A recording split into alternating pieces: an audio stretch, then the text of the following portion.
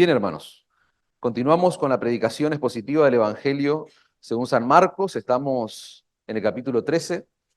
Venimos ya con algunas interrupciones en el medio, pero batallando ya acercándonos al final de este precioso libro, este precioso Evangelio. Así que les invito, vamos a leer el pasaje una vez más, Marcos capítulo 13, versículo 1. Un pasaje que nos va a dar demasiado trabajo, tanto en lo personal, en lo que a mí concierne y a ustedes también allí, hermanos. Así que vamos a poner toda nuestra atención a este discurso muy famoso, muy conocido del Señor Jesucristo. Dice así: saliendo Jesús del templo, le dijo a uno de sus discípulos, saliendo Jesús del templo, le dijo uno de sus discípulos: Maestro, mira qué piedras y qué edificios. Jesús respondiendo le dijo: ¿ves estos grandes edificios? No quedará piedra sobre piedra que no sea derribada. Y se sentó en el monte de los olivos frente al templo. Y Pedro, Jacobo, Juan y Andrés le preguntaron aparte: dinos, ¿cuándo serán estas cosas? ¿Y qué señal habrá cuando todas estas cosas hayan de cumplirse? Jesús respondiéndole comenzó a decir: mirad que nadie os engañe, porque vendrán muchos en mi nombre diciendo: yo soy el Cristo, y engañarán a muchos. Mas cuando oigan de guerras y de rumores de guerras, no os turbéis, porque es necesario que suceda así, pero aún no es el fin. Porque se levantará nación contra nación y reino contra reino. Y habrá terremotos en muchos lugares, y habrá hambres y alborotos. Principio de dolores son estos, dice el Señor, pero mirad por vosotros mismos, porque os entregarán a los concilios y en la sinagoga os azotarán, y delante de gobernadores y de reyes os llevarán por causa de mí, para testimonio a ellos. Y es necesario que el evangelio sea predicado antes a todas las naciones.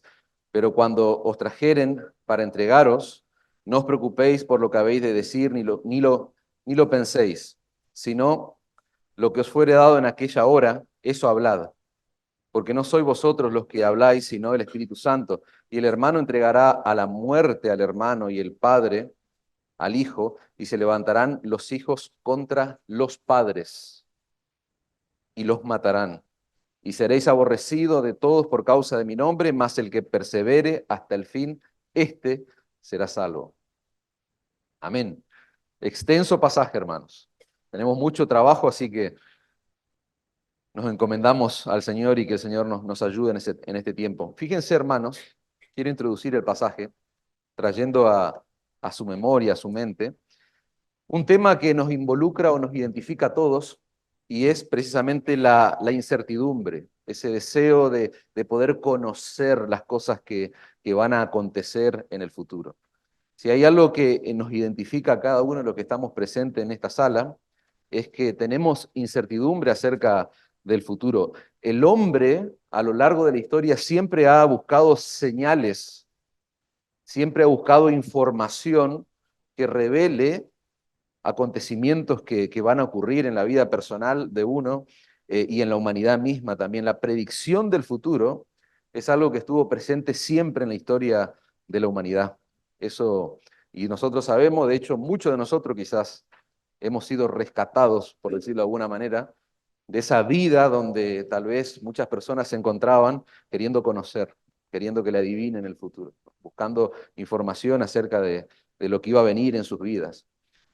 Y esa búsqueda de información acerca del futuro se intensifica, y nosotros lo podemos ver no solamente en la Escritura, sino que lo podemos ver también en el mundo religioso, especialmente en el mundo evangélico.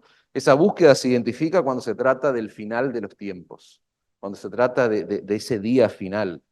Nosotros sabemos que muchas mentiras, muchas cosas se han dicho en el pasado y se siguen diciendo lamentablemente en torno a lo que va a acontecer. El título de esta predicación es Escatología centrada en el Evangelio. Para aquellos que tal vez no están muy familiarizados con el término escatología es la doctrina cristiana que nos habla acerca de los eventos que van a suceder en el futuro. Y el título es muy sugerente y está intencionalmente puesto, porque lo que nosotros vamos a ver es una clase de escatología que nuestro Señor Jesucristo va a dar, pero esa enseñanza, esa instrucción que Él va a impartir va a estar centrada en el Evangelio. Marcos 13, como les decía recién, es una sección conocida como el discurso del Monte de los Olivos. Es una de las enseñanzas más extensas que nosotros encontramos en el Evangelio de Marcos. Es uno de los pasajes más complejos también, más difíciles, más controversiales de todo el Nuevo Testamento, porque nosotros vamos a observar se usa un lenguaje profético, se entremezclan allí profecías que tienen que ver con distintos periodos, podríamos decir, o con distintas épocas del plan de redención que Dios ha decretado y que está llevando a cabo. Los discípulos, claramente, por el texto que nosotros hemos leído, ellos no pueden evitar preguntarle a Jesús acerca del futuro. Hermanos, yo estoy introduciendo el sermón, pero después de la introducción tenemos que entrar necesariamente, porque necesitamos hacerlo, eh, a entender el contexto de este diálogo, de este discurso que es tan extenso, es tan largo que nos va a llevar 2 sermones, porque la semana que viene vamos a continuar sobre el mismo, no sobre la misma porción de texto, pero vamos a poder completar hasta el verso 24, que hoy sería imposible hacerlo.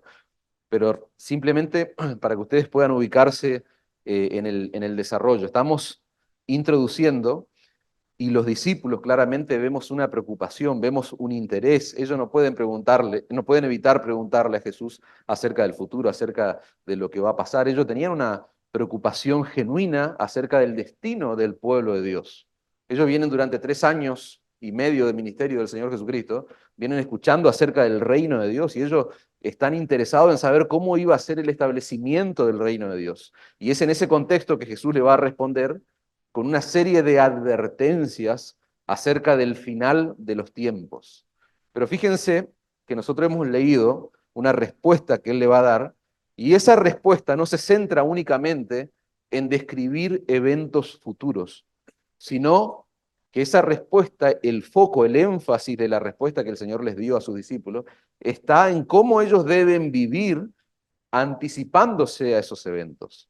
Y ahí ese es el énfasis del sermón de hoy, cómo ellos deben vivir anticipándose a los eventos que han de acontecer. El objetivo de esta predicación, hermanos, es entender las advertencias de Jesús y cómo nosotros debemos responder a ellas.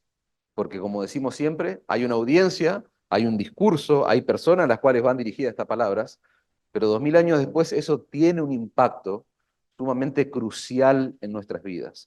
Y estas palabras, este sermón, esta predicación, debiera llevarnos a cada uno de nosotros a poner nuestra esperanza y nuestra perseverancia en ese glorioso mensaje que nosotros hemos abrazado. Ese mensaje que hoy se transformó en el eje central de toda nuestra vida, de nuestras canciones, de nuestra alabanza. Y ese mensaje no es otra cosa que el glorioso mensaje del Evangelio. Entonces, en lugar de alimentar esa incertidumbre, esa ansiedad sobre el futuro, lo que Jesús está haciendo es darle una clase magistral de escatología centrada en el Evangelio. Una perspectiva del final de los tiempos que está arraigada en las buenas nuevas de su vida, de su muerte, de su resurrección, de su ascensión a los cielos y de su segunda y gloriosa venida. Esas son las columnas, esas son las verdades centrales del Evangelio. Y esta instrucción escatológica que el Señor le está dando está arraigado en esa verdad, en ese mensaje. Y fíjense que la intención del Señor con este discurso no era satisfacer esa curiosidad que había en ellos y que hay en nosotros y que hay en todos los hombres, no, sino que lo que el Señor está haciendo es prepararlos. ¿Para qué? Para que ellos sean fieles acá, ahora, en el presente. Que ellos se preparen para vivir el ahora. Y esa es la razón por la cual te va a llamar la atención, vas a ver tantas advertencias a lo largo del discurso. Repasando rápidamente, versículo 5, Jesús, fíjense, comienza a decir, mirad que nadie os engañe. Ahí encontramos una advertencia. Versículo 9, mirad por vosotros mismos. Estén alertas, va a decir la Biblia de las Américas. Versículo 18, orad, pues para que vuestra huida no sea en invierno, Fíjense, eventos y advertencia que el Señor le está dando. El versículo 21 del capítulo: entonces si alguno dijere, mirad, aquí está el Cristo, o mirad, allí está, no le crean. Otra advertencia, versículo 23, mas vosotros, mirad, otra vez esa misma palabra, os lo he dicho todo antes. La Biblia de las Américas dice una vez más, estén alerta, tengan cuidado, dice la Nueva Traducción Viviente. Versículo 28 va a decir, de la higuera aprended la parábola. Aprendan la lección de la higuera. El Señor está haciendo alusión a la parábola, a la enseñanza con la cual comienza el capítulo 2 y que ahora necesitamos ir ahí atrás a lo que ya hemos visto para poder entender el contenido del discurso. Versículo 35, perdón, versículo 33, mirad, velad y orad, porque no sabéis cuándo será el tiempo. Versículo 35, velad pues porque no sabéis cuándo vendrá el Señor de la casa, si al anochecer o a la medianoche o al canto del gallo o a la mañana. Versículo 37, y lo que a vosotros digo, a todos lo digo, velad, estén alertas, estén atentos. Yo no sé si ustedes coinciden conmigo, pero claramente el Señor está hablando con un corazón pastoral. El Señor está advirtiendo, le podríamos llamar este capítulo el capítulo de las advertencias de nuestro Señor Jesucristo. La Biblia, hermanos, no fue escrita para que nosotros podamos hoy enterarnos de lo que va a pasar mañana. Es curioso, dicen los que saben, los que han pasado por ahí, que los curanderos usan la Biblia. Es curioso porque vos hablas con personas que han pasado por ese tipo de experiencias o de prácticas y esta gente, estos charlatanes, estos farsantes, hasta usan la escritura. Mucha gente cree que la Biblia es como un libro más que se nos ha sido dejado, entregado, para poder conocer eventos que van a suceder en el futuro. Pero la realidad es que la palabra de Dios no es para hacer futurología, hermanos. No es para ponernos a adivinar o a ver fechas, no. No fue para eso que Dios nos reveló su palabra. Dios nos reveló su palabra para que nosotros podamos conocer a Cristo. Él es el eje central de todo. De Él hablan los profetas, la ley, los profetas, los salmos, todo el Antiguo Testamento, toda la Escritura nos dirige a un solo lugar, a Cristo y su obra en la cruz. Dios nos reveló su palabra, hermanos, para que nosotros podamos entender el glorioso mensaje del Evangelio. Pero no solamente que podamos entender ese mensaje para ser salvos, sino que nuestra santificación también se basa en la comprensión de ese glorioso mensaje.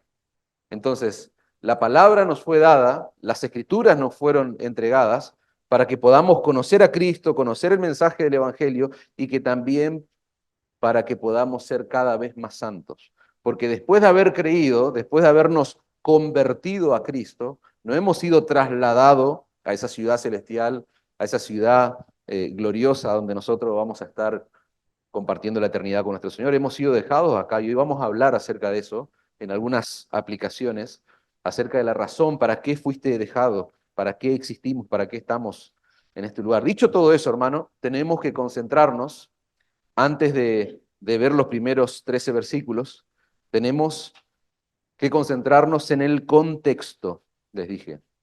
Antes de ver el contenido del discurso del Monte de los Olivos, es necesario que nuestra atención esté puesta en el contexto. Así que en primer lugar, vamos a ver los detalles o los eventos que rodean a este discurso tan famoso, tan extenso y tan complicado. Nosotros sabemos, ya los que venimos siguiendo la serie hace tiempo, que nos encontramos en la última semana del ministerio terrenal de nuestro Señor Jesucristo. El Señor está próximo ya a ser entregado, a ser crucificados, a ser crucificado. Nosotros vimos que esa semana comienza un día muy particular, el Domingo de Ramos, cuando Él entra por última vez a la ciudad de Jerusalén para celebrar junto con sus discípulos la fiesta de las Pascuas. Ya lo hemos visto a eso. Miles de personas se reunieron a la entrada. Ustedes recuerdan el recibimiento que el Señor está teniendo allí, digno de un rey. Hay personas que están aclamando con gozo, le están dando el recibimiento digno de un Mesías, están reconociéndolo como Jesús, el hijo de David. están reconociéndolo como ese Mesías que fue profetizado en el Antiguo Testamento. Y cuando uno mira toda esa algarabía, cuando uno mira todo ese alboroto, podríamos decir, que ocasionó la entrada de Jesús a Jerusalén en ese primer día de la semana, nosotros podríamos pensar que eso nos habla bien de la nación de Israel. Nosotros podríamos pensar que lo que estamos presenciando allí con toda esa nación, ese pueblo recibiendo al Señor, nos habla de la condición espiritual de Israel, de lo bien que ellos estaban, pero sabemos que es cuestión de horas, es cuestión de muy pocos días para que se revele la verdad, para que salga a la luz que esa algarabía, ese alboroto, no era otra cosa más que hipocresía religiosa, era una fachada religiosa, algo superficial, porque muchas de las personas que están aclamándolo allí al Señor en ese Domingo de Ramos, qué va a ocurrir? Ellos son los que van a pedir a gritos después que Él sea crucificado. 5 días después, Israel va a estar llevando nada más y nada menos que al Hijo de Dios a la cruz del Calvario. Va a estar llevando a las autoridades romanas. Van a estar mostrando lo que realmente hay en su corazón, que no hay aceptación de ese Mesías. No queremos ese Mesías. Hay rechazo. Y de esa forma Israel, como dicen muchos autores, se va a estar suicidando, no solamente espiritualmente, sino políticamente.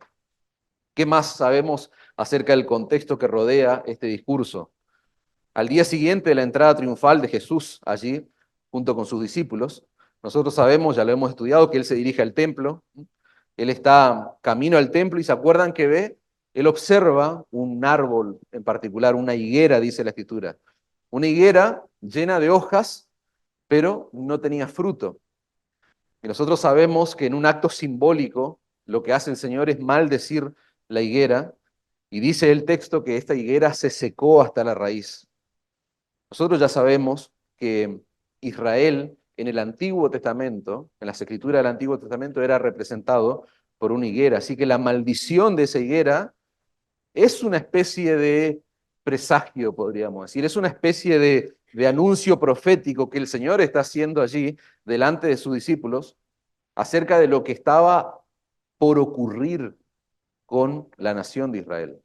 ¿Se acuerdan luego de ese incidente? El Señor llega y ¿qué observa en el templo? Observa que el templo, el lugar más sagrado de la nación, se había convertido en un mercado.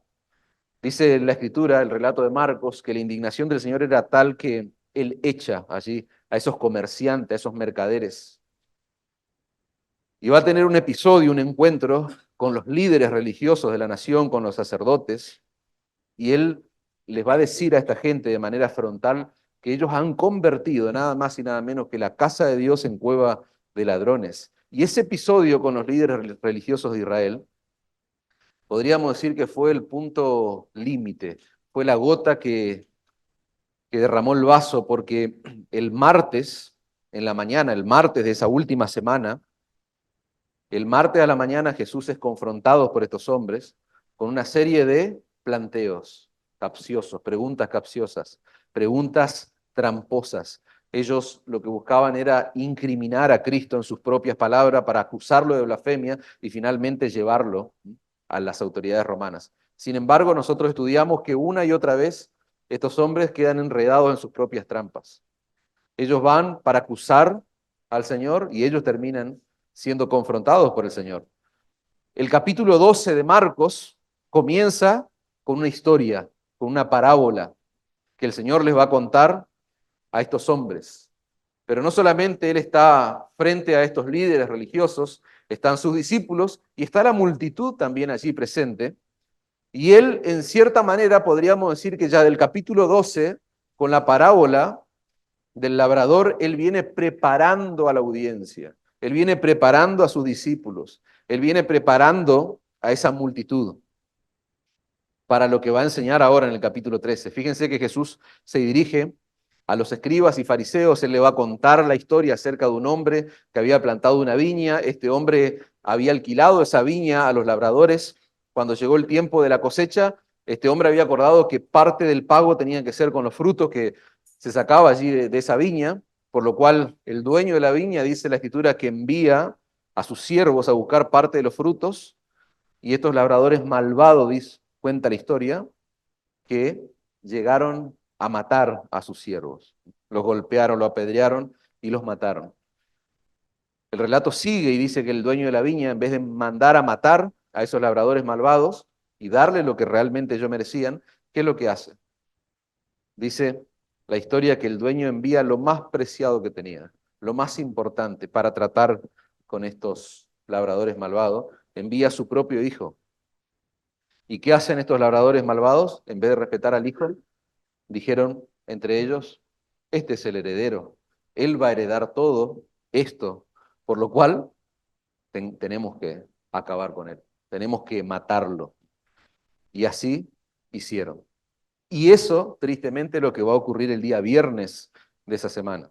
Dice el Señor, cuenta allí en la parábola, que lo mataron y lo arrojaron fuera de la viña. Fíjense qué interesante por los eventos que van a rodear, porque Jesús, ¿dónde va a morir? El Señor va a morir fuera de la viña. ¿Y quién es la viña? Jerusalén. El Señor va a morir fuera de Jerusalén. Fíjense que al final de las palabras, de la parábola, perdón, Jesús le pregunta al dueño de la viña, le pregunta, ¿qué hará? Les pregunta a estos líderes religiosos, ¿qué va a hacer el dueño de la viña con los labradores? Y ellos le responden, vendrá y destruirá a los labradores y dará su viña a otros. Y esa palabra, destrucción, es fuerte porque es una palabra que aparece en nuestro texto. En otras traducciones aparece como desolación. Obviamente, la historia de la viña, hermanos, la parábola del labrador, la viña es la nación de Israel. Y los labradores son esos líderes corruptos que están allí siendo confrontados por el Señor. Marcos capítulo 12, versículo 12 dice, procuraban prenderle porque entendían que decía contra ellos aquella parábola, pero temían a la multitud y dejándole se fueron. Esa parábola nos enseña lo mismo que la maldición de la higuera, hermanos. Israel como nación escogida iba a ser desechada por Dios. ¿Por qué? Porque la ira de Dios estaba a punto de caer sobre esa nación y la viña sería entregada, dice la parábola, a otros labradores. Y nosotros ya vimos que eso es simbólico de la iglesia. La viña sería entregada a la iglesia, una iglesia compuesta por judíos, por gentiles, que sí iban a dar los frutos que el dueño de la viña esperaba de ella. Más adelante seguimos viendo el contexto de ese mismo día. El Señor Jesucristo pronuncia unas palabras que son durísimas contra los escribas y fariseos antes de dar el discurso del Monte de los Olivos. Y eso nosotros lo vimos en dos versículos. Mateo 12, versículo 38 al 40. Ustedes recordarán cuando vimos la hipocresía religiosa y vimos el ejemplo de la viuda. Nuestro evangelio, el evangelio que nosotros estamos estudiando, lo plantea Marcos en su relato, lo plantea esa confrontación durísima, lo plantea solo en dos versículos, pero el texto paralelo, que está en Mateo 23, hay más detalle de las duras palabras que el Señor va a tener contra Israel antes de dar el discurso de los olivos.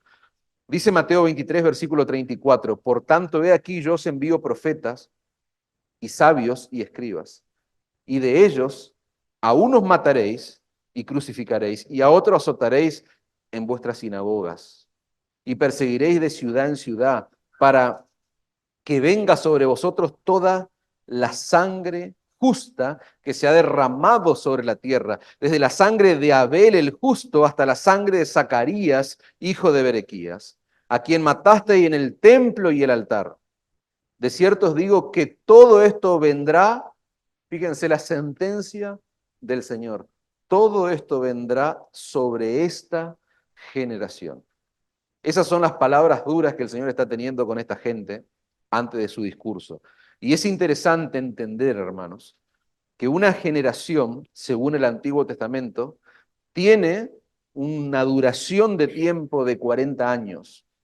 Eso tiene su explicación en el contexto de la historia de Israel en el desierto. Si nosotros, por ejemplo, se los leo rápidamente, número 32, versículo 13, dice, y la ira del Señor se encendió contra Israel y los hizo andar errantes por el desierto durante 40 años. Fíjense qué interesante, hasta que toda generación que había hecho mal ante los ojos del Señor pereció. Ese pasaje del Antiguo Testamento está sugiriendo que una generación dura, podríamos decir, aproximadamente 40 años. En nuestro pasaje, nosotros estamos parados en el año 33. Estamos parados ya al final de la vida terrenal de nuestro Señor Jesucristo. Y lo que Jesús le estaría diciendo es que la ira de Dios iba a caer sobre Israel en ese lapso, en ese periodo de tiempo que dura una generación. Y no lo vamos a hacer hoy, no lo vamos a profundizar tanto, pero sí la semana que viene. Pero ya lo hemos hecho en el pasado. Hemos hablado de que en qué año se termina cumpliendo esto. En el año 70, 40 años después de que el Señor dice esto. Entonces tiene sentido esa sugerencia que el Antiguo Testamento nos da acerca de lo que dura una generación. Mateo 23, 34 dice, de cierto os digo que no pasará otra vez, fíjense el énfasis, esta generación hasta que todo esto acontezca. Y el Señor finaliza su advertencia en Mateo 23 con estas palabras, Jerusalén, Jerusalén, que matas a los profetas y apedreas a los que te son enviados. ¿Cuántas veces quise juntar a tus hijos como la gallina junta su polluelo debajo de las alas y no quisiste? He aquí, vuestra casa os es dejada desierta. Fíjense, vuestra casa es desolada, dice otra traducción. Jerusalén, hermanos, era la ciudad de Dios, porque allí se encontraba nada más y nada menos la casa de Dios, lo que los judíos entendían como la casa de Dios, el lugar donde Dios habitaba, el templo de Dios. Marcos 11:17, nuestro pasaje, el pasaje que antecede al nuestro, dice, ¿no está escrito, mi casa será llamada casa de oración para todas las naciones? El templo. Mas vosotros la habéis hecho, ¿qué cosa? Cueva de ladrones. Y lo oyeron los escribas y los principales sacerdotes y buscaban matarle, lo que hablábamos antes. Pero ahora en Mateo 23, Jesús le está diciendo, vuestra casa ya no es casa de oración.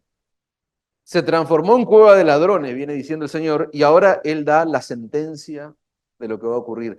Vuestra casa va a ser desierta, va a ser desolada. Cuando Jesús salió del templo, hermanos, el martes de esa semana, para no regresar nunca más, no solo estaba dejando ese lugar de manera física, sino que Cristo, como el Dios encarnado, Él lo estaba abandonando también espiritualmente. No sé si se logra comprender esa verdad de las Escrituras. El Señor está saliendo del templo ya para no volver nunca más. Y Él se está situando al frente del templo, en el monte, donde Él va, en el monte de los olivos, donde se va a dar este discurso. Y lo que nosotros estamos viendo es que Él no solamente se va físicamente, sino espiritualmente, porque estas palabras son duras, hermanos. Y es lo que nos demuestra este pasaje. En ese momento en que el Señor se retira de ese lugar, en el que el Señor se va, el templo de Jerusalén deja literalmente de ser la casa de Dios para convertirse en un lugar más, en un edificio más, común y corriente. Y ese es el contexto del versículo 1 de nuestro pasaje. Saliendo Jesús del templo, le dijo uno de sus discípulos, Maestro, mira qué piedras y qué edificio. Jesús respondiendo le dijo, ¿ves estos grandes edificios? No quedará piedra sobre piedra. Y ahora vas a entender más el contexto este. No quedará piedra sobre piedra que no sea derribada. Y se sentó en el monte de los olivos frente al templo y Pedro, Jacobo, Juan y Andrés le preguntaron aparte, dinos, ¿cuándo serán estas cosas? ¿Qué señal habrá cuando todas estas cosas hayan de cumplirse? Hay un detalle sumamente interesante en este relato, hermano, increíble, realmente un precioso detalle. Y es el lugar donde Jesús estaba con sus discípulos sentados allí. Es el monte de los olivos. No era una casualidad que el Señor estaba allí en ese lugar. No era una elección hecha al azar. Ese lugar donde el Señor estaba junto con sus discípulos tenía una razón de ser. Había un sentido muy profundo para que Él se encuentre en ese lugar. No podía estar, dicho de otra forma, en otro lugar. Tenía que estar en el monte de los olivos, por lo que nosotros aprendemos de la Escritura. En el Antiguo Testamento hay una profecía, hermanos, que está hecha allí en la voz del profeta Ezequiel, donde él tiene, lo pueden buscar en Ezequiel capítulo 10 y 11, apúntenlo para buscarlo después, Este profeta, el profeta Ezequiel, tiene una visión apocalíptica, podríamos decir, una visión acerca del final de los tiempos, donde él ve cómo la gloria de Dios abandona el templo por causa de la idolatría. En esta visión que él está observando, él observa que la gloria de Dios se mueve, se va del templo por causa de la idolatría del pueblo de Israel. Él observa de forma simbólica cómo Dios iba a castigar a la nación de Israel por su pecado, un castigo que se manifestó o que se concretó, digamos, cuando los babilonios destruyen la ciudad de Israel, destruyen el templo en el año 587 antes de Cristo. Y acá viene el detalle que yo les decía del lugar, que no es una casualidad ese lugar donde está el Señor Jesucristo en nuestro texto. Ezequiel 11:23 dice, y la gloria de Jehová se elevó de en medio de la ciudad, es decir, el profeta está observando que la gloria de Dios salió de la ciudad y se puso sobre el monte que está al oriente de la ciudad. Ese monte que está al oriente de la ciudad, por el relato de otro profeta del Antiguo Testamento, el profeta Zacarías, en el capítulo 14, versículo 14, nosotros aprendemos que ese monte es nada más y nada menos que el monte de los olivos. Fíjense ese detalle, la gloria de Dios deja el templo, dice el profeta, y se posa sobre el monte de los olivos, antes de que ocurra ¿qué cosa? Antes de que ocurra el castigo de Dios.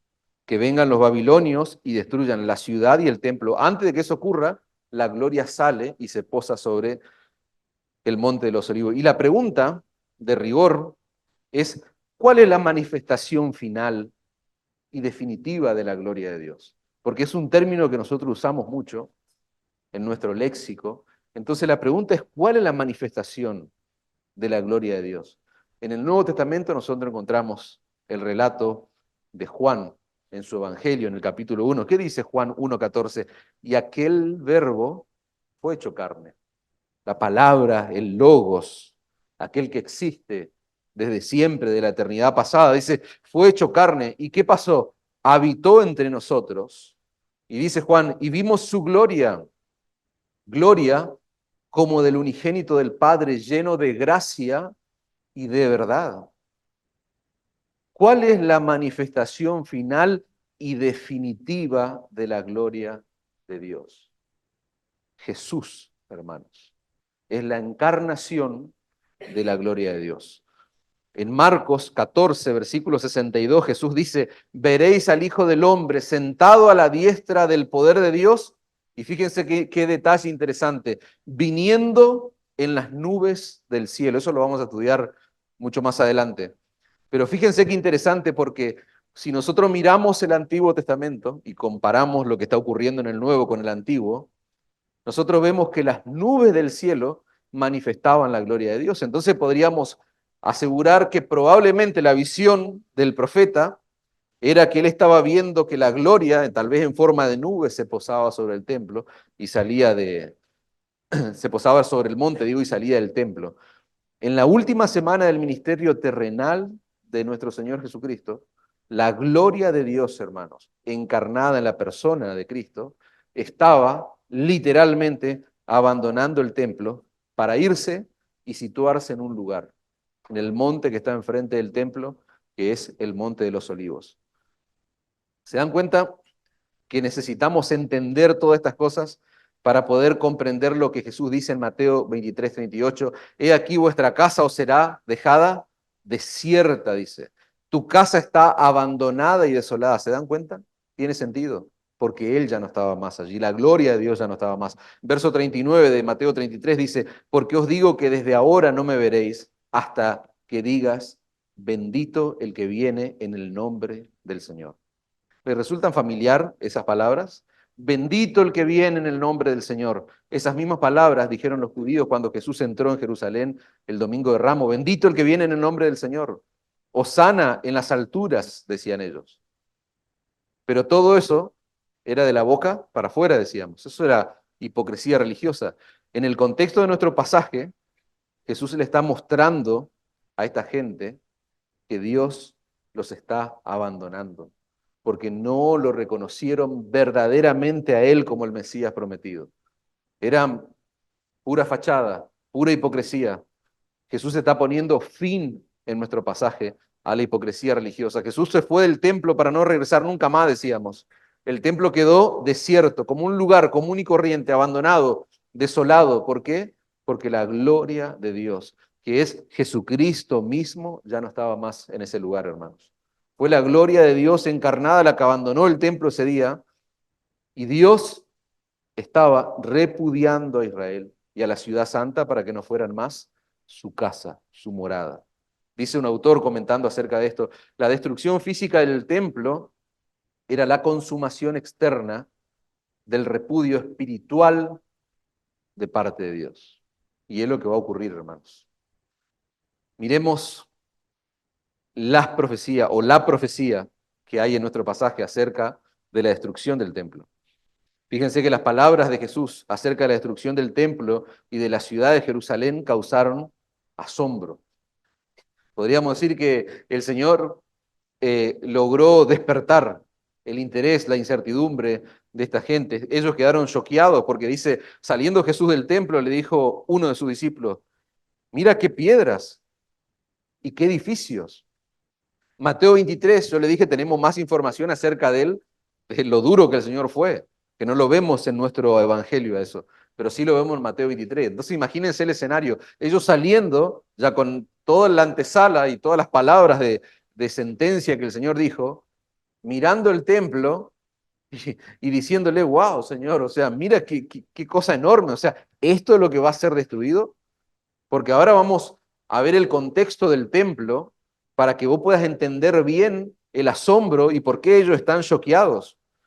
El asombro de estos hombres tiene sentido porque el templo ocupaba un lugar, la ciudad de Jerusalén, el templo ocupaban un lugar sumamente importante en la vida religiosa, en la vida diaria de cualquier judío. El templo original, hermanos, fue construido por el rey Salomón en el año 952 a.C. Ese es el templo que yo les dije anteriormente que fue destruido. Cuando el profeta tiene esa visión, ve que la gloria de Dios se va y después vienen los babilonios y destruyen todo eso. Bueno, ese es el templo construido por Salomón. 952 a.C. el templo es construido, el templo original. En el año 587 es destruido, o sea que casi 500 años después. En el año 516 antes de Cristo, estamos hablando antes de Cristo, por eso la regresión, ¿no? En el año 516 antes de Cristo, el templo es reconstruido. Cuando el pueblo de Israel vuelve del exilio babilónico, pero lo interesante es que esa reconstrucción o ese segundo templo no se parecía casi en nada. No quiero exagerar, pero en comparación con el primer templo, era algo mínimo, algo muy diminuto.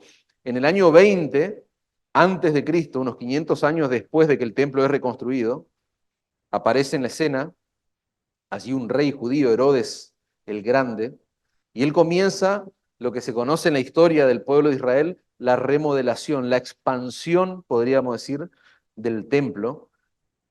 Y este hombre en la historia era conocido por las construcciones, los proyectos monumentales que él llevó a cabo durante su reinado. Y hay un interés político. Ustedes acuérdense que estos hombres, por lo general, que eran puestos como reyes de la nación de Israel, estaban aliados al Imperio Romano.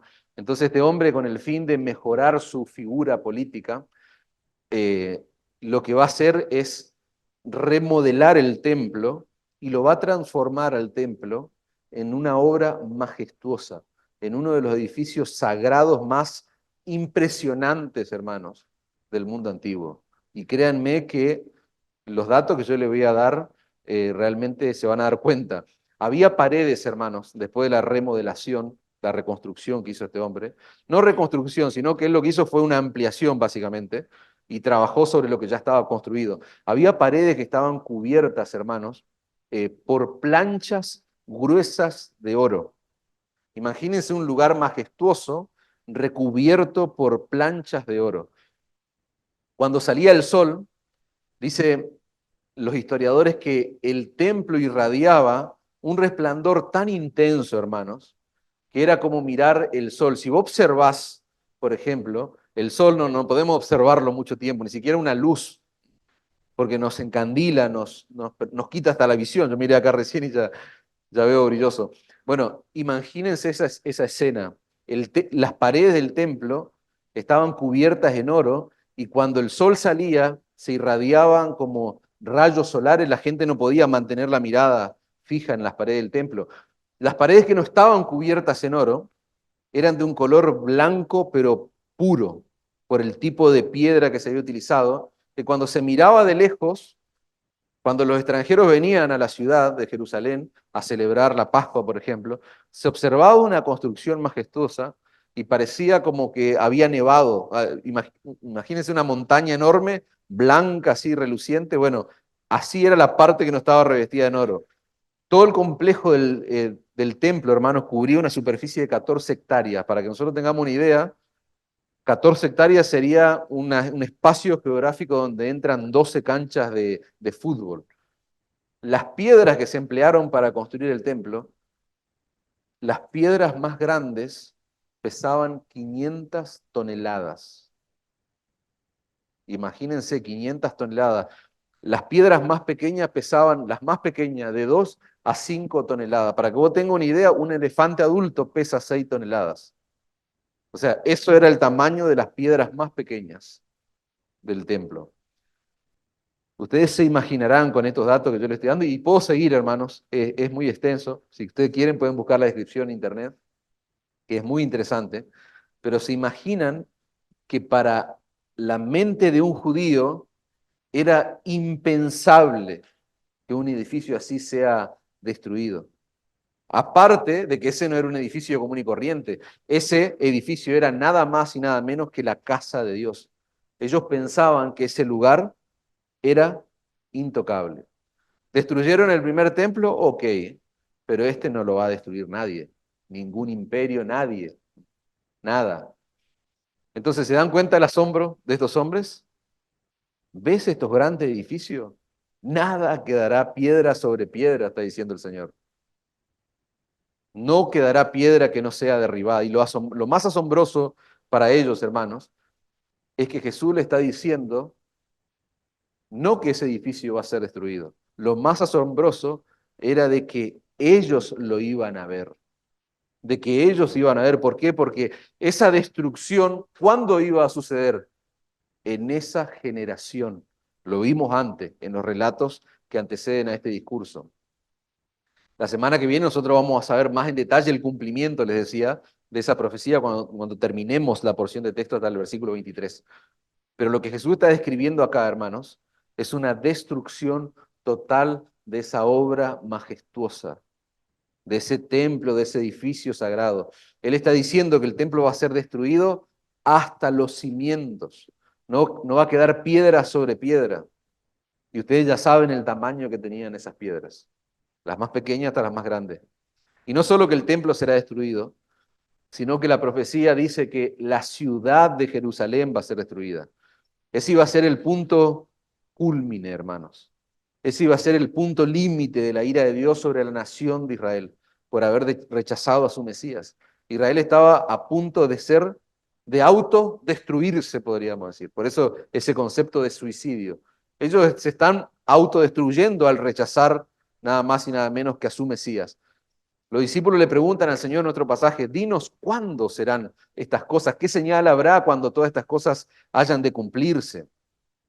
En Lucas 21, que es el pasaje paralelo a este relato, allí se describe de forma más completa lo que ellos están preguntando. Fíjense, Lucas 21, 20 dice, pero cuando vieres a Jerusalén rodeada de ejércitos, sabed entonces que su destrucción ha llegado. ¿Cuáles serán las señales? ¿Qué habrá? ¿Cuáles son las señales que van a preceder a este evento? Dice, cuando Jerusalén esté sitiada, rodeada de ejército, allí será su destrucción, su desolación. Entonces los que están en Judea, huyan a los montes, y los que en medio de ella, váyanse, y los que están en los campos, no entren en ellas, porque estos son días de retribución. Estos son días de venganza, dice la Biblia de las Américas. Estos son días donde la ira de Dios va a caer sobre esa nación. ¿Para qué? Para que se cumplan, dice Lucas, todas las cosas que están escritas. En el año 70, hermanos, Tito, un general romano, hijo del emperador Vespasiano, arrasó con el templo majestuoso. Arrasó con la ciudad de Jerusalén. Casi toda la población judía, escuchen esto, casi toda la población judía fue destruida. Pero el dato interesante, según muchos historiadores, el dato que ha captado la atención de los historiadores a lo largo de la historia del cristianismo, es que en ese año, en esa destrucción masiva que hubo de la ciudad de Jerusalén y del templo, muy pocos cristianos murieron, dicen algunos. Y eso causa asombro en los historiadores. Pocos cristianos murieron en esa masacre, hermano. Y la pregunta es, ¿por qué? ¿Qué habrá pasado con los cristianos? Porque fueron destruidos casi todos los judíos, pero dice que algunos cristianos, la gran mayoría de los cristianos, vivió, no pereció en esa destrucción que hizo este general romano. Y la realidad, hermano, es que la mayoría de los cristianos sobrevivieron porque ellos hicieron caso a las palabras que el Señor dijo allí en Lucas. ¿Cuáles son esas palabras? Si están en la ciudad, huyan, huyan a los campos, a los montes. Si están en el centro de Judea, váyanse, quédense. Si están en el campo, no vengan a la ciudad, quédense ahí. Esa es la realidad, hermanos. Sigue diciendo Lucas 21-23, mas hay de las que están encintas y de los que críen en aquellos días, porque habrá gran calamidad en la tierra e ira sobre este pueblo. Dice, y caerán a filo de espada y serán llevados cautivos a todas las naciones. Y Jerusalén será hollada por los gentiles, hasta que los tiempos de los gentiles se cumplan. Fíjense, hermanos, para hablar un poco de nuestro contexto, fíjense si será real el cumplimiento de esta profecía, si se cumplió realmente, que los judíos llegaron hasta Moiseville. Acá, ¿cuántos kilómetros? Llegaron hasta Palacio. Palacio no fue inicialmente una colonia judía. O sea, fíjense si se cumplió lo que el Señor dijo, que hasta muy cercano a nosotros, bueno, ahora ya las generaciones ya no están, no han vuelto muchas de ellas, pero hasta acá cerca llegaron, hermanos. Serán llevados cautivos, dice el Señor, a todas las naciones. Eso era algo imposible de imaginarse en la mente de los discípulos. Eso era algo difícil de imaginar para los discípulos, porque ellos asociaban estos eventos que el Señor está diciendo con el fin del mundo. Por eso le hacen esas preguntas. Y se sentó en el monte de los olivos frente al templo y Pedro, Jacobo, Juan, Andrés le preguntaron, dinos, fíjense las preguntas, ¿cuándo sucederán estas cosas? ¿Qué señal habrá cuando todas estas cosas hayan de cumplirse? En el pasaje paralelo del Evangelio de Mateo, hermanos, nosotros encontramos una versión más completa de la pregunta. Dinos, ¿cuándo serán estas cosas, estos eventos? ¿Qué señal habrá de tu venida? Fíjense en la unión que están haciendo ellos en sus mentes. ¿Cuándo van a ser estas cosas? ¿Qué señal va a haber de tu venida y el fin del siglo? ¿Ustedes se dan cuenta cómo piensan los discípulos? Estas tres cosas, según ellos, tenían que suceder al mismo tiempo. ¿Qué cosa? La destrucción de Jerusalén y del templo, la segunda venida de Jesús y el fin del mundo. Entonces, son cosas que estaban en la mente de ellos, debían suceder en simultáneo.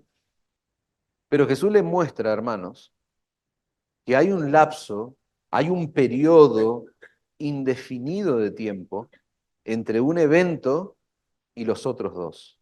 Entre la destrucción de Jerusalén, la destrucción del templo y su segunda venida y el fin del mundo. Entre esos eventos hay un lapso que no sabemos, que no lo conocemos.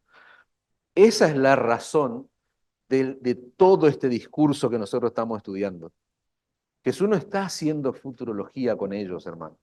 Estos hombres necesitaban instrucción y lo que Jesús le está dando, lo que Jesús le está diciendo es, no se dejen engañar. Versículo 5. Porque ni la segunda venida de Cristo, ni el fin del mundo iba a suceder después de la destrucción de Jerusalén y del templo. ¿Por qué? Porque en ese lapso de tiempo indefinido muchas cosas tienen que suceder antes de su segunda venida. Y lo maravilloso de este relato de Marcos, hermanos, es que Cristo no ha muerto todavía, porque están pocos días de morir, pero Él ya está anunciando su muerte en la cruz. Él está diciendo que Él va a morir, pero también Él está diciendo que Él va a resucitar, Él está diciendo que Él va a subir al cielo y que va a volver otra vez. ¿Se dan cuenta por qué esto es una clase de escatología centrada en el Evangelio? Los discípulos no tenían que conectar la destrucción del templo de Jerusalén, la destrucción de la ciudad misma y luego la segunda venida. No, porque eso iba a ser terreno fértil, hacer ese tipo de conexión iba a ser terreno fértil para muchos engaños y frustraciones. Y eso es un aprendizaje para nosotros. No conectemos ciertos eventos con la segunda venida de Cristo, que eso es algo común que ocurre lamentablemente en el mundo evangélico de nuestros días. ¿Por qué? Porque eso es terreno fértil para muchos engaños y para frustrarnos también. ¿Se entiende? ¿El Señor viene? Sí, gloria a Dios, que el Señor venga. Estamos esperando su segunda venida. Tenemos que predicar acerca de su segunda venida, pero no la conectemos con ciertos eventos, ¿no?, que aparecen en la Escritura, porque el Señor es muy claro. Para evitar esas conexiones, y ahora vamos a bajar a tierra, hermanos, el pasaje este tan extenso que nosotros estamos estudiando, pero para evitar esas conexiones, el Señor está advirtiendo. Y lo que nosotros vemos del versículo 5 al 13 son las advertencias que el Señor le da. La primera advertencia que les da es: tengan cuidado, no se dejen engañar por eventos o señales. Versículo 5, Jesús respondiéndoles comenzó a decir: mirad que nadie os engañe, porque vendrán muchos en mi nombre, diciendo yo soy el Cristo, y engañarán a muchos. ¿Acaso no es lo que vemos cuando miramos la historia que nos precede? Engaño tras engaño, muchos falsos cristos. Versículo 7, más cuando oigan de guerras, de rumores de guerra, no os turbéis, porque es necesario que suceda así, pero aún no es el fin, porque se levantará nación contra nación, reino contra reino, y habrá terremotos en muchos lugares, y habrá hambres y alborotos. Principios de dolores son estos. Estamos aplicando el texto, hermanos, ahora. Fíjense que la enseñanza de Jesús es tan, pero tan clara en este pasaje, hermano, que no deja de ser sorprendente, no deja de ser algo increíble, que a lo largo de los siglos, a lo largo de la historia, en estos últimos 2000 años, hermanos, tantas personas han sido engañadas, creyendo que ciertos eventos son las señales del fin, cuando en realidad no lo son. Porque la enseñanza de Jesús es muy clara en nuestro pasaje. Esta primera advertencia que nosotros encontramos en estos versículos son un llamado, hermanos, a estar informados, a estar nutridos, no con cosas sorprendentes, no con cosas, eventos escatológicos, sino con la santa palabra de Dios. Esta advertencia es un llamado a estar nutrido con la palabra de Dios para no ser engañados. Rumores de guerra, terremotos, hambre, alborotos y todo lo que quieras agregar allí, eventos sociales, demográficos, naturales, etcétera, no son señales del fin. Es lo que dice el Señor. Eso es lo que va a estar pasando a lo largo de toda la historia hasta que Cristo vuelva en gloria. Eso es lo que enseña la palabra de Dios, hermanos. O sea, todas estas cosas van a suceder y van a seguir sucediendo. Yo no pertenezco nosotros, no pertenecemos a aquella generación que tal vez vivió la Primera Guerra Mundial. Pero vaya a saber los primeros, esos creyentes de esa generación, quizás con semejante evento de impacto mundial, quizás pensaban: ah, Cristo viene. Y no me sorprendería que hurguemos un poquito en la historia y veamos a muchos osados o falsos maestros que anunciaban que Cristo venía y Cristo no vino. Vino la Segunda Guerra Mundial, no vino Cristo, vino otra guerra más atroz todavía y Cristo no vino. Y así sucesivamente, todos los eventos catastróficos que van sucediendo. Cada vez que hay una inclemencia natural o climática, esta es más superior a la que pasó en 1900 y Cristo no vino. Hay hambre y Cristo no viene todavía, hermanos. Claro, porque esas no son señales del fin, sino que esos son eventos, dice el Señor, que van a estar sucediendo, son principios de dolores. No quisiera irme, hermano, porque perderíamos mucho tiempo, pero esa palabra, rápidamente, principio de dolores, da la idea, o sea, de fondo, el texto original, el Señor está comparando en cierta manera a una mujer que está encinta, a una mujer que está embarazada. Y nosotros sabemos que los principios de dolores significan que ella está por dar a luz a una persona.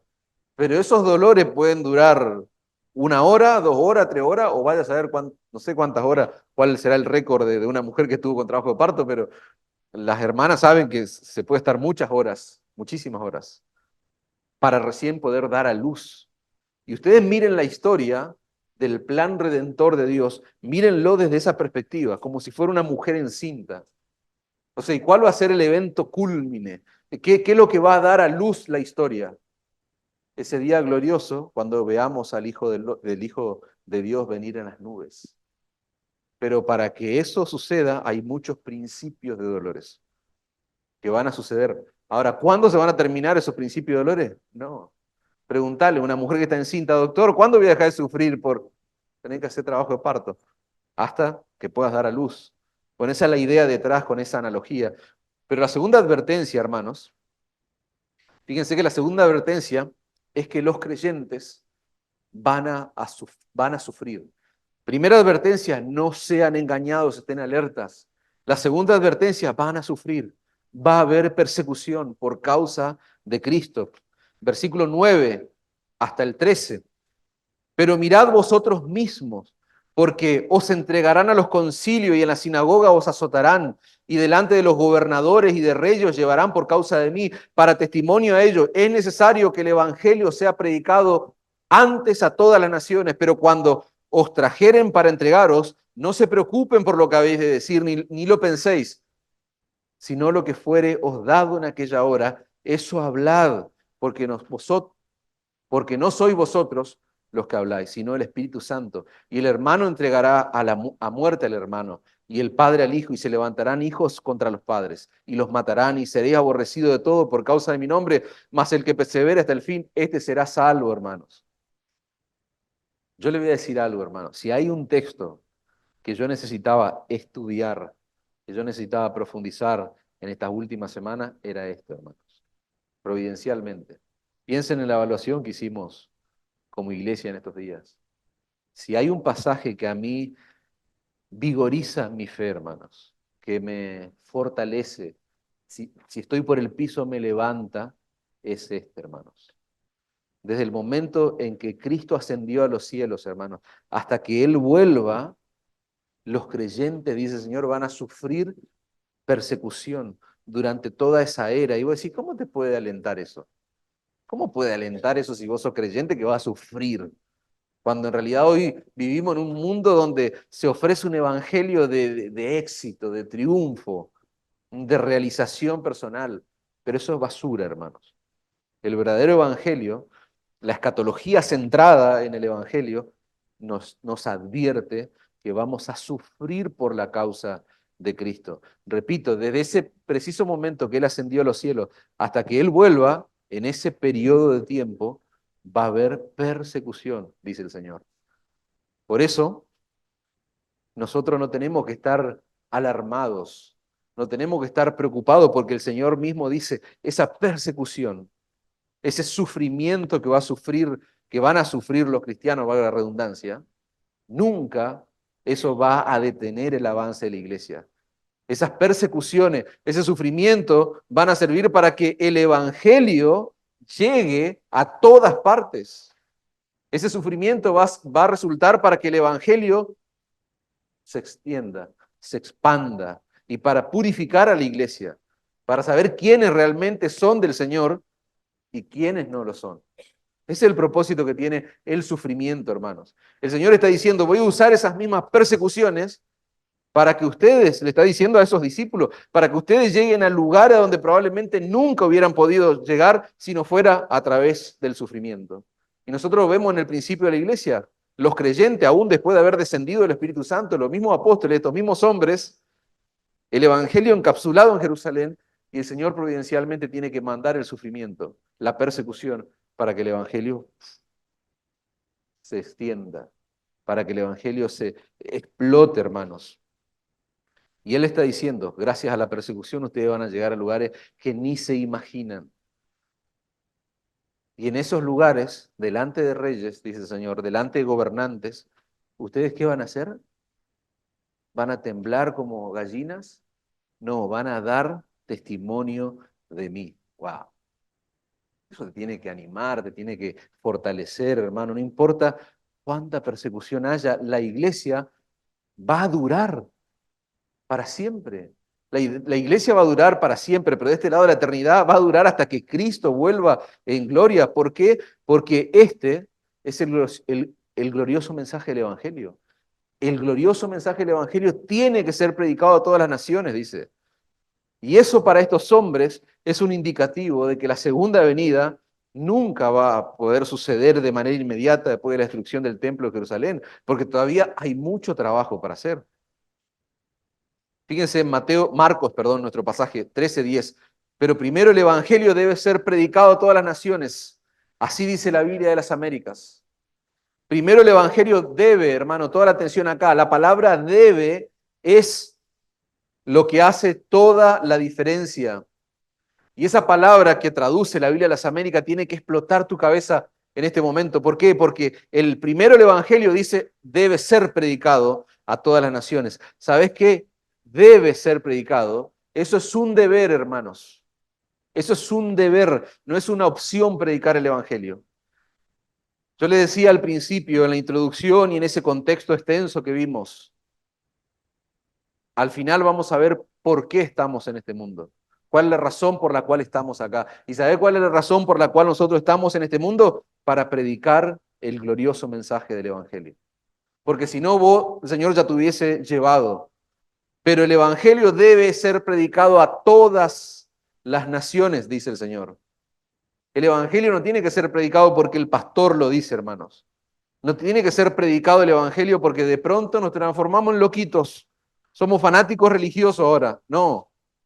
El Evangelio no tiene que ser predicado porque de pronto hay entre nosotros personas, hombres, mujeres elocuentes. No, hermanos. Tenemos que predicar el glorioso mensaje del Evangelio porque Cristo dijo que su Evangelio debe llegar a todas las naciones, a todos los lugares. ¿Y saben qué? El Señor mismo dijo, no se preocupen por lo que tienen que decir, no se preocupen por lo que tienen que pensar, sino que lo que os fuere dado en aquella hora, eso tienen que hablar. ¿Por qué? Porque no sos vos el que habla cuando haces la noble tarea de predicar el Evangelio, sino que es el Espíritu Santo, dice el Señor. Y será predicado este evangelio del reino a todo el mundo, dice el texto paralelo, Mateo 24, para testimonio a todas las naciones. ¿Y qué más? Y entonces vendrá el fin. ¿Vos querés que venga el Señor Jesucristo? ¿Vos querés que venga el fin de los tiempos? ¿Querés verlo a Él? Predicar el evangelio, hermanos. Predicar el evangelio.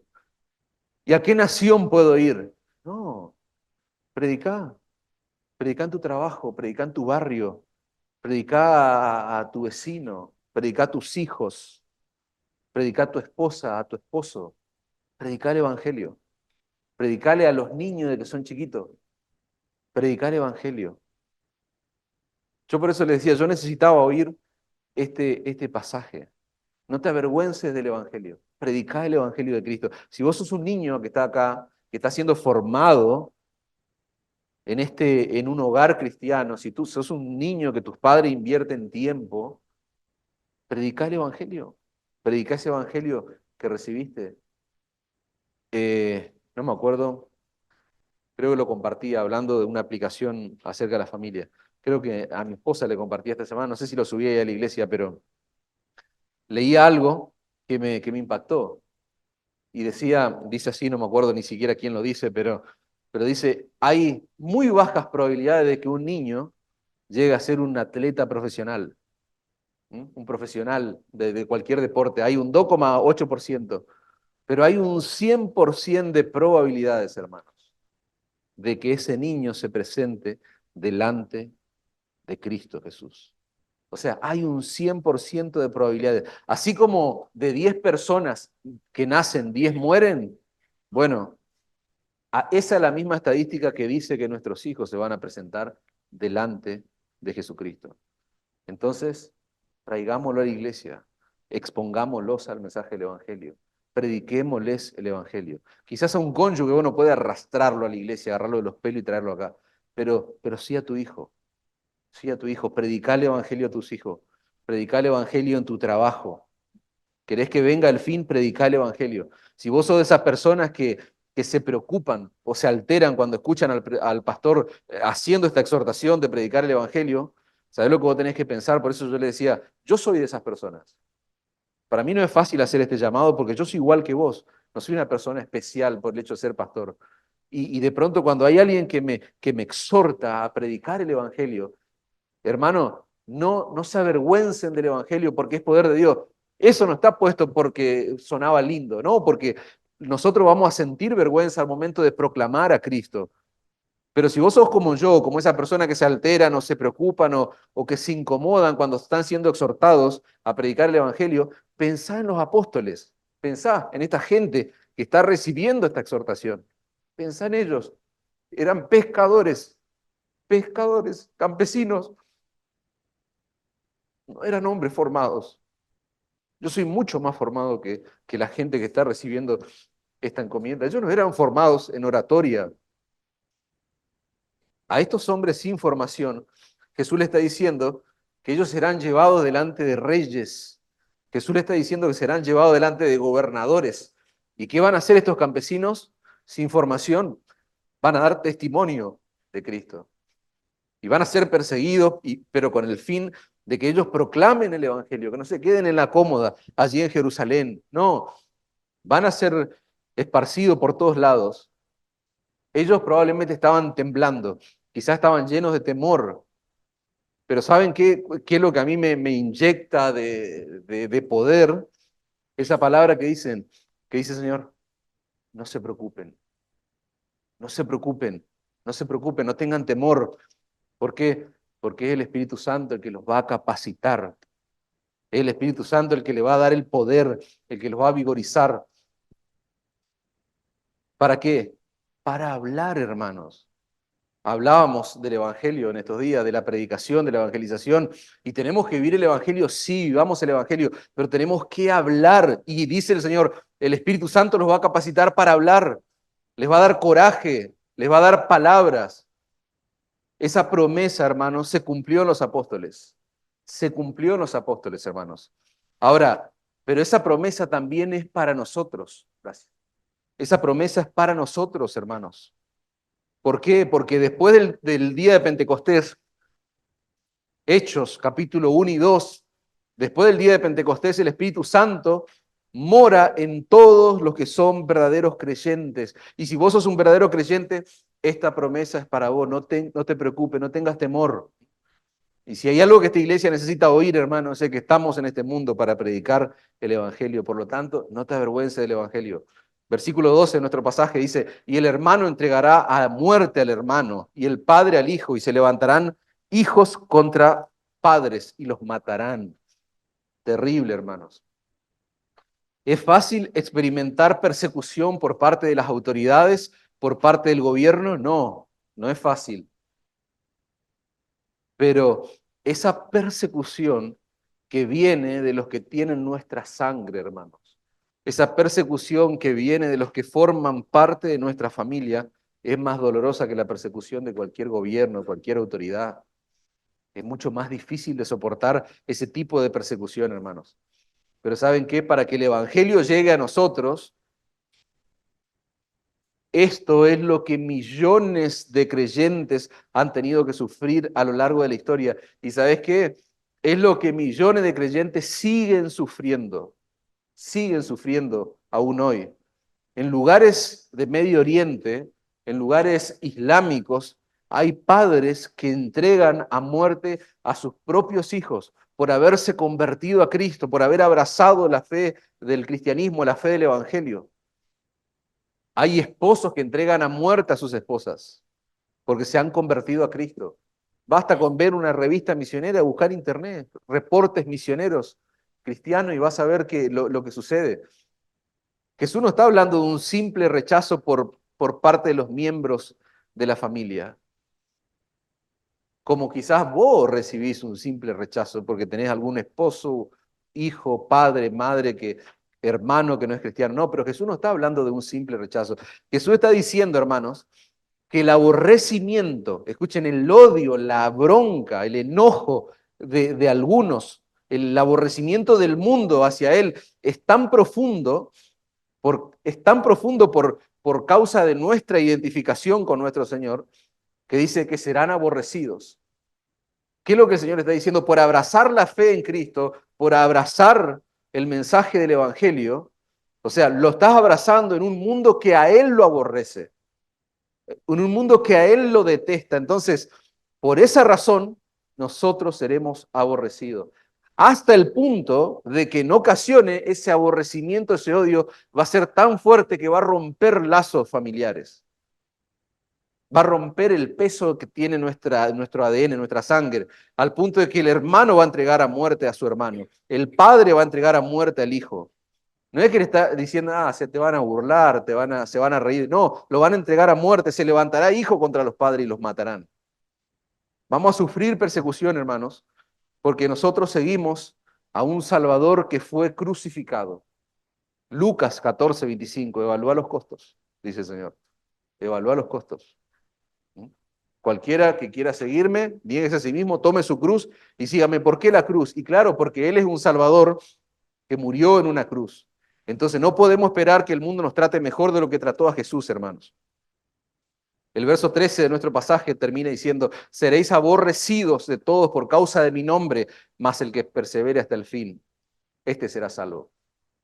Seréis aborrecidos. Las persecuciones, hermanos, yo le decía antes, purifican a la iglesia. Las persecuciones muestran de qué estamos hechos, quiénes somos realmente. Las persecuciones van a demostrar quién es un verdadero creyente. Separan a los verdaderos creyentes de los que no lo son. La persecución, el sufrimiento.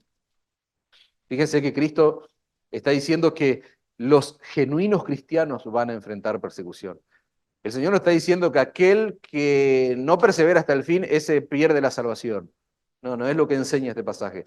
El Señor está diciendo que los genuinos cristianos van a enfrentar persecución y son los verdaderos creyentes, los genuinos convertidos, los que van a perseverar hasta el fin, aún en medio de la persecución, aún en medio del sufrimiento, aún en medio de la burla, aún en medio del rechazo, aún en medio de las circunstancias difíciles de la vida. ¿Por qué? Porque ser cristiano nunca fue, no lo es ahora, ni va a ser fácil, nunca, jamás. Cuando ser cristiano, identificarse con Cristo sea algo fácil, olvídate, eso no es cristianismo. La deformación del cristianismo vino cuando de la persecución, ¿qué pasó? De la persecución se oficializó.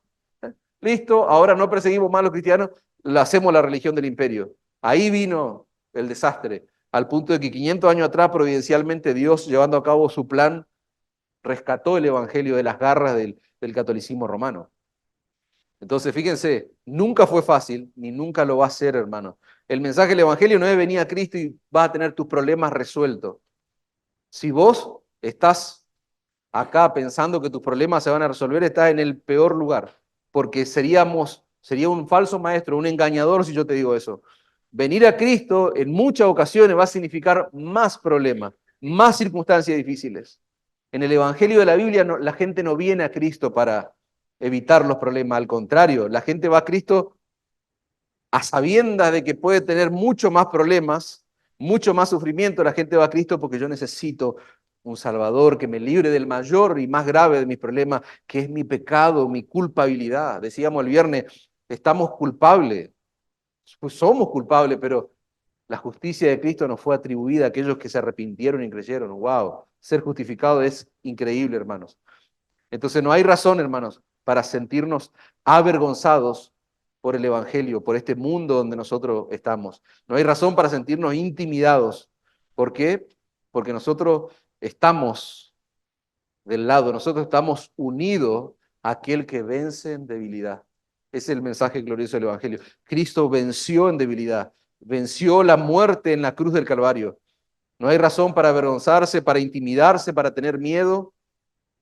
No importa lo que el mundo piense, no importa lo que piensen tu familia, tus compañeros de trabajo, tus compañeros de escuela, si piensan que sos un loquito, un retrógrado, un burro, porque eso le dicen a los cristianos, que somos burro, que somos hueco, por eso creemos en Dios, creemos en el Evangelio. No importa lo que este mundo piense, hermanos. ¿Saben qué? Es un privilegio, es un honor el ser de Cristo. Es un privilegio seguir y servir a Cristo, ese Rey glorioso, el pastor de nuestras almas, aquel, como dice Marcos 10:45, que se hizo siervo, ¿no? Y vino a dar su vida en rescate por mucho. Es un privilegio ser cristianos, hermanos. Nunca nos avergoncemos del Evangelio. Aquel que murió en debilidad, que venció en debilidad, es aquel que reina y está sentado a la diestra del Padre. Efesios 1:21, sobre todo principado y autoridad, poder y señorío, sobre todo nombre que se nombra, no solo en este siglo, sino en el venidero, dice el Señor. Juan en Apocalipsis 1:5 va a decir, Él es el soberano de los reyes de la tierra.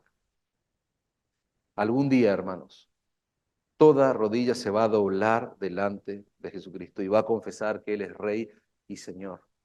Si vos estás sin Cristo en este lugar, nobleza obliga.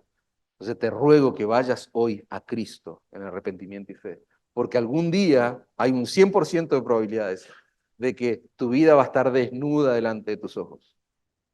Y mi ruego, mi clamor es que la justicia de Cristo sea la que te ampare en ese día.